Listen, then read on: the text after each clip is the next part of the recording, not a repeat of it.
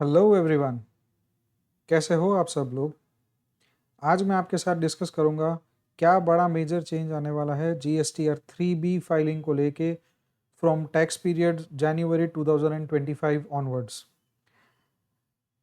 GSTN ने अक्टूबर 17 2024 को एक एडवाइजरी इशू की, जिसके तहत वो बोलते हैं कि अब आपके जो ऑटो पॉपुलेटेड लायबिलिटी जो फ्लो होती है जीएसटीआर 1 से लेके जीएसटीआर 3B में, वो उस ऑटो पॉपुलेटेड लायबिलिटी को अब आप चेंज नहीं कर पाएंगे।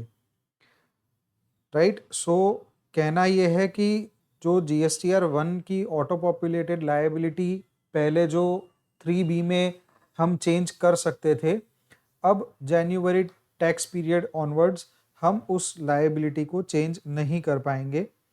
मैं आपको एक शॉर्ट एग्जांपल देता हूँ, पोर्टल पे लेके चलता हूँ तो आपको एक ज़्यादा बेटर अंडरस्टैंडिंग आ जाएगी।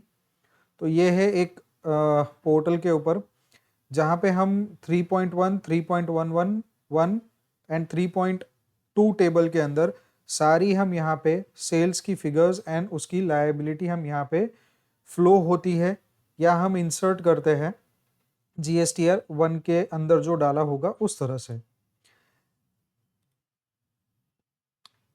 अब तक दिसंबर 2024 के पीरियड तक अगर हमें यहाँ पे कोई भी चेंज करना होता, यानी कि अगर हमने जीएसटीआर 1 भरते टाइम कोई एरर कमिट किया है, तो हम यहाँ पे ये फिगर्स को मैन्युअली चेंज करके हम आगे प्रोसेस करके जीएसटीआर 3B फाइल कर सकते थे, ताकि हम जो टैक्स भर रहे हैं गवर्नमेंट को वो एटलीस्ट हमारा करेक्ट जाए। राइट, बट अब जनवरी 2025 ऑनवर्ड्स ये फिगर्स आप चेंज नहीं कर पाओगे। मतलब table number 3.1, table number 3.1.1, table number 3.2, यहाँ पे जो भी फिगर्स आपके फ्लो होंगे जीएसटीआर 1 या 1A से, उसको अब आप कोई भी चेंज नहीं कर पाओगे, वो आपका कंप्लीटली लॉक हो जाएगा। यही इस एडवाइजरी के थ्रू कहना चाहते हैं। इसी एडवाइजरी के लिए मैंने एक शॉर्ट FAQ बनाया हुआ है। फटाफट हम उस FAQ के लिए भी देख लेते हैं ताकि एक आपको बेटर अंडरस्टैंडिंग आ जाए। ऑटो पॉपुलेशन क्या है? तो जो हम जीएसटीआर 1 या IFF में फिगर्स जो हम भरते हैं वो डायरेक्टली हमारा 3B के अंदर फ्लो होता है, उसे ऑटो पॉपुलेशन कहते हैं। Can tax payers edit the figures in 3B after auto population? The answer is no.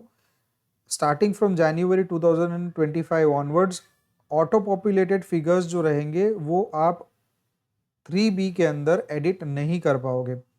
सो अब क्वेश्चन ये अराइज होता है कि अगर हमने कोई जीएसटीआर 1 फाइल करते टाइम एरर या मिस्टेक कमिट की है तो हम उसे रेक्टिफाई कहाँ पे करेंगे?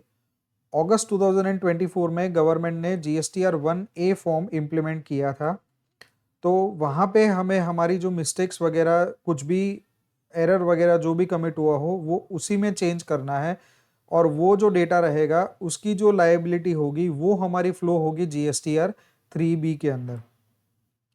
ये पर्पस क्या है एडवाइजरी इश्यू करने के पीछे? एडवाइजरी इश्यू करने के पीछे minimising the error in filing the tax returns and accuracy in GSTR submission, यही एक इंटेंशन है। क्या फ्यूचर में इससे इनपुट टैक्स क्रेडिट पर भी एक हार्ड लॉकिंग आ सकता है?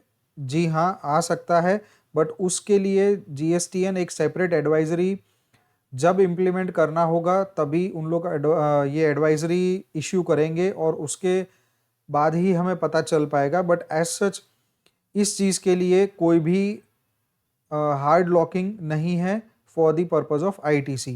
राइट, सो एक ये बड़ा अमेंडमेंट चेंजेस आया है जीएसटीआर 3B को लेके फाइलिंग पीरियड जनवरी 2025 ऑनवर्ड्स। सो आप जब भी आपका जीएसटीआर 1 भरे जनवरी टैक्स पीरियड के लिए, तब आप ध्यान रखिएगा कि आप एरर कमिट कम करें, और अगर कुछ एरर हो जाती है तो उसे जीएसटीआर 1A फाइल करके आप अपना जीएसटीआर 3B सही तरीके से भरिए। Thank you very much.